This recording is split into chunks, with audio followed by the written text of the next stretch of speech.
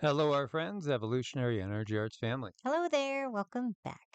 Welcome back, guys. So, two sides of the same coin. We can see things from different perspectives depending on what our angle is.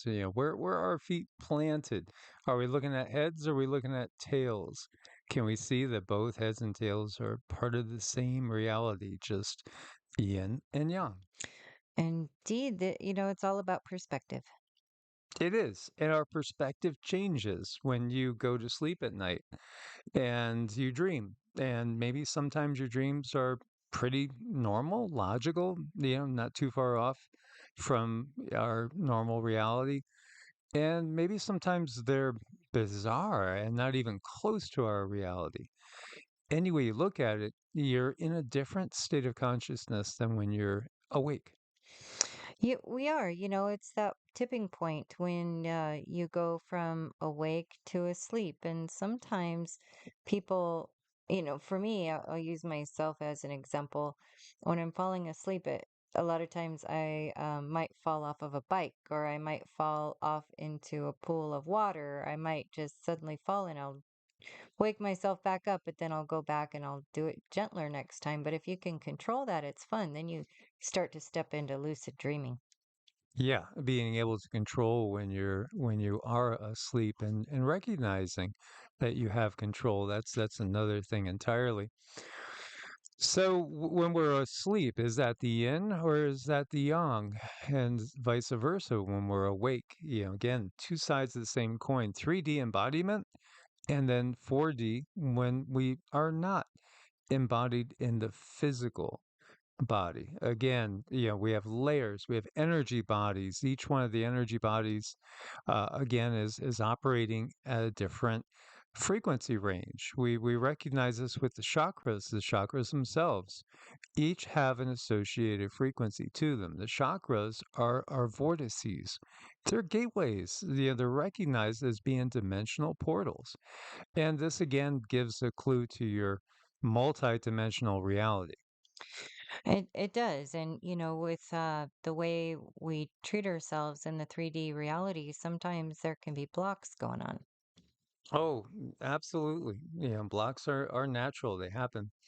This is WR Shock, who is an interesting person. And actually, I was reading some of his articles, and he is one of the more fun, fascinating people to read some of his writings. He's actually done books, and he is. Well, I don't know if he would like us or mind us calling him a mad inventor. Look at one of his gizmo gadgets here. It looks like a tiger eye inside of a vortex, inside of a mesh, right? This is what he does. This is the core of the tech he makes. It's a room temperature superconductor levitating a magnet inside a true non magnetic dielectric scalar Messner field using pulsed ULF subsonic signals producing coherent cold fusion energy. Oh man, actually asked him because I subscribed to him, and then he subscribed to us. And I had asked him if he ever wanted to do an interview. I would love to talk to him because he's just fascinating. Truly. And he talks about things like, here you go, in planning your manifestation cycles. He explains how you never die, only your avatars do. This video explains the most documented proof of resurrection in modern history. What this child knew about John Lennon was impossible unless he actually was John Lennon. And there's more to this than meets the eye, too. But yeah, WR gets into everything from the destruction of Tiamat into recreation of Earth. Timelines that he gets are much longer than anything we've gotten, but I think that's because also time is relative depending on the yuga. It really is completely relative depending on the yuga, so it's hard to really pin down how many years ago this happened, how many years ago that happened. And yeah, at the same time, what he's talking about here is this little boy that says things and indicates things that only could be possible if he truly was John Lennon, this is not the only time this has happened. In fact, the samsara and the whole cycle of birth, death, rebirth. Well, I think we even look at it in the wrong way when we think about death. It's just stepping through a door. Everything is gateways for consciousness. Everything is about consciousness. So when we talk about samsara, and that's the cycle of suffering associated with incarnation, it's a two-edged sword. There are great pleasures, great things to be learned from and experienced here in the 3D, great excitement, to be had. And at the same time, we are literally creating new worlds and new realities for ourselves to explore later on. We could always come back and try to see, how things would have been different if we had done something a different way. In fact, this is what the Hindu texts show. They even record a sage being gifted the ability to step out of time and to watch things. And the sage watched the events of the Mahabharata and the Ramayana multiple times, seeing different outcomes each time. So, again, it's recognizing that this is all about being in the now. That's the most important thing to understand. Being fully present where you are at that point in time. And when we're embodied, yeah, there's a certain heaviness to it. And it is in my mind, and everything we've gotten from the guides, it's not a curse. It's not something that you're bound to necessarily do. I do think we can choose to not reincarnate. I do think there are soul traps set up by the dark matrix, mostly about frequencies and having people exit the world in traumatic ways that might uh, more ensure that they would come back in a certain frequency zone where the control system could utilize them as a resource again, but not the natural matrix. I don't view that's the case with the natural matrix, and I do think when we take the Buddhist point of view that incarnation is suffering, yeah, but it's also love, it's also growth, it's also exploration. It's amazing experiences, and again, it's everything yin and yang and all of it together. It is, and the cycle of birth, death, birth, reincarnation, all of that. I've heard people say they feel it's a trap, and I've always felt that it is not a trap. And if we put ourselves in that place, that we're giving away so much of our power. We do have choices. We can make choices. We can change our habits. We can change our programming. And that in turn can change the outcome of a lot of things if we can break old patterns that don't help us at all. And that's my stance on it. I think this is a time where we get to come and explore. And when difficult things happen, in many ways, that's a blessing because when the good things come along, they're that much sweeter. And I think if we can just embrace that and understand it in a lot of ways, things would get better. I think everybody's reality is really dependent on the lens that you're looking out from. So when you look to Buddha, life of a rich aristocrat, whose parents kept from him the pain and suffering of the world, even hid from him people that were deformed, people that were sick. He never saw any of that. They hid that whole thing from him. They never taught him about death. They never taught him about suffering and pain. He thought life was a heavenly type of existence here in this reality. And then when he saw an old man realize the pain, the suffering associated that can be associated with the dying process, I think that basically formulated the light that he was going to look at the rest of this reality from in that incarnation. And again, it was the conditioning that he went through. So his focus was on the escaping the suffering. And again, he ended up finding the middle path, as he had started originally following the path of ascetics. Like he renounced his title, he renounced his properties, and renounced everything, and he just set off and you know went out into the woods and lived with the ascetics and fasted and meditated, and then ended up discovering there's a middle way we can find some sort of flow and balance in all this, but gave us the Eightfold Path and all the Buddhist tenets, which again, over time, things have changed.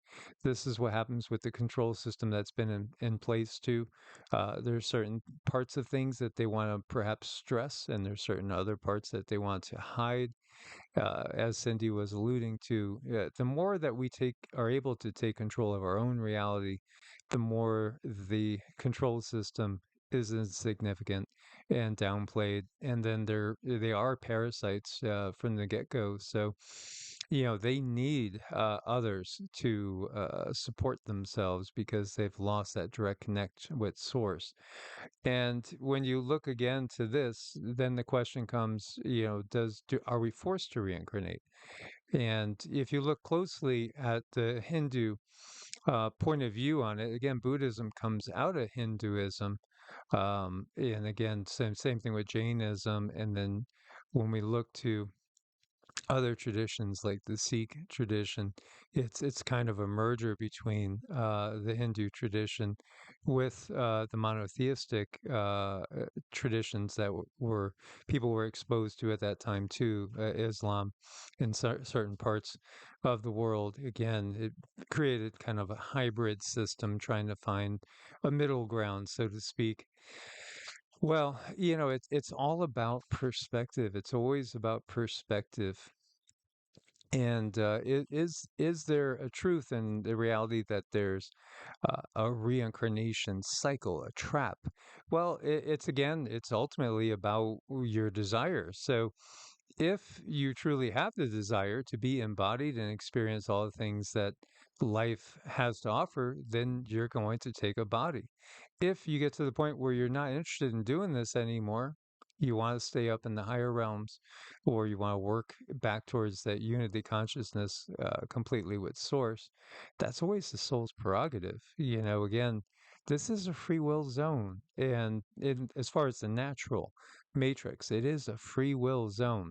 It's only the dark matrix that seems to give you the illusion that it's not a free will zone. I I strongly believe that when we are in our higher self nature, that we look at the 3D as more of an opportunity and a learning process, and that's what gets us to reincarnate. But when we get down here, sometimes it just seems impossible because you look at the things that are going on in your life and you just say, really? I chose this? Seriously? I did? But when you look at it from that higher perspective, what you chose was expansion. What you chose was experience. What you chose were to see miracles. And what you chose is to experience undying love. Um, it's just your how you see it. And this is Jason Wild. He's a hypnotherapist, a writer for Heavy Metal Magazine, and a sadhu. And he puts out a lot of good points on his X posts. So many people give me the six-headed look when I bring up samsara. They think reincarnation is just a story, like something poetic in old scriptures or a metaphor for how we change through life. But in my research on this, long enough to say with confidence that samsara, the cycle of birth and death, is real. I mean, there's hard data, consistent testimony, even emergent science that points directly to it. The evidence stacks up so tightly that it takes more faith to deny it than consider it seriously. Look at the kids, thousands of documented cases, mostly studied by Ian Stevenson and Jim Tucker at UVA, where children remember specific past lives. They name villages, describe violent deaths, recognize family members they've never met, even speak dialects they've never been exposed to. They're often born with birthmarks or deformities that match the wounds of the deceased person they claim to have been. New Age storytelling? No, it's verifiable, cross checked, boots on the ground research spanning decades. Then there's the near death experiences. Over and over, people report the same thing. Life reviews, encounters with deceased loved ones, being told it's not your time, even glimpses of choosing a new body. Doesn't matter if they're Buddhist in Nepal, Catholic in Mexico, or an atheist in Canada, the pattern's exactly the same. If the brain shuts off at death, why do these reports line up so precisely with what the Upanishads and the Tibetan Book of the Dead were saying thousands of years ago? Different cultures, same pattern. Science is finally catching up. The hard problem of consciousness still has no solution. Nobody can explain why awareness exists at all if the brain's just chemistry. But if consciousness is fundamental, that means it comes first. It's not a byproduct of the body, then death isn't an end at all. It's a handoff, transformation. It just simply transforms. You don't disappear. This is actual physics. The body is a receiver, and when the radio breaks, the signal doesn't stop. It's still being transmitted. It just finds another station. That's all taking a body is another station. It's not mystical at all. It's the most straightforward explanation for what we keep observing. I just keep putting two and two together, the kids with the memories and the scars, the near-death accounts, the ancient testimonies, cracks in materialistic science. Samsara isn't a maybe, it's a pattern staring us in the face. We've lived before, we'll live again. The only real question isn't if it's true, it's what you're going to do with this life, knowing that it's one of many. It's just one story in the book of us, the soul us. And, this is our Gosh, yeah. friend Christoph here. And, in this particular one was a real fun one where he was talking about Richard Byrd, but then he started to look at Antarctica and he was seeing technologies in Antarctica that were giving him, again, impressions about our reality. And he's looking at remote viewing Antarctica and he's getting that we're in a holograph, that this is all an illusion. This whole reality is an illusion. Now, why is he picking up on that? Because there's technologies in Antarctica that again are part of the control grid that's been in place. And so you get into that thing, are we in a prison? Are we in a prison situation? It's a projection is what he sees that we're living in a projection. It appears to be very solid, but it's not really solid. It's again, we are in this reality together, but each one of us is creating our version of this reality. That's really huge, really, to look at and to understand this. So, the fact that we're in a hologram, it's all about learning, and this is done by choice. But he keeps seeing too that this is not one reality. This is two realities that are one. And he says that there's a, a, a mirror realm to our realm. And, again, it's two sides of the same coin. And, he was even picking up the fact that we age in reverse on the other side. It's like when we go through and, leave this reality, if we pass on at the age of 69 or 89, as time goes on, it's like we're reverse aging on the other side to here because it's like they're yin and they're yang, they're reflections. I think that's very, very true. I think it is a process of healing when we leave this body. We're still receiving, we're still receptors. But the difference is we understand that we're one, yet each and every individual having its own experience, that just becomes so crystal clear. And you realize that you're not missing out on anything. I think so many people fear that dying is going to bring some sort of separation, but it doesn't. It brings everything together. It brings that deeper knowledge and understanding quite quickly. Yeah, and this was so fun because he's getting that our reality is two-dimensional, flat, but in order to experience it, we move in spheres. And again, this is part of the as above, so below, the great Hermetic principle. You are creating worlds. This is the reality. As we go through this experience, we can come back to it and we can relive it from different viewpoints in the future. In fact, this may be the 15th time we've done this. It may be the 51st. Maybe it's the 5 millionth time you've come back into this reality to just tweak something in a certain way. And then when we have these deja vus, these Mandela effect moments, a lot of times that's when, we are nudging reality into a new direction. There was another article that came up, um, I saw yesterday, saying that scientists are again starting to realize that we could kind of move forward and backward in time, but also that we could change the past from the future. And, when you think about that or meditate on that, it's profound. We could literally change the past from any point in time. Isn't that fascinating? Think of how pliable this reality is. It really is, and that's the part where we need to get to is understand that we have power.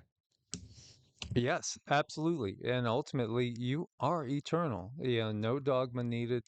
It's just your nature. It's your inherent nature. So we do take these avatars on, these incarnations for learning and growth. As always, guys, we want to thank you for your support. We want to look forward and see what you guys have thoughts on all this. I don't believe that it's a punishment thing at all. I don't think that we're in a trap. I do think that the dark matrix has created a lot of traps. There is that line of thought that the moon is a soul trap. But again, I think their traps don't work when you realize that you are above all that. We have choices. We do. As always, source bless and namaste. Namaste.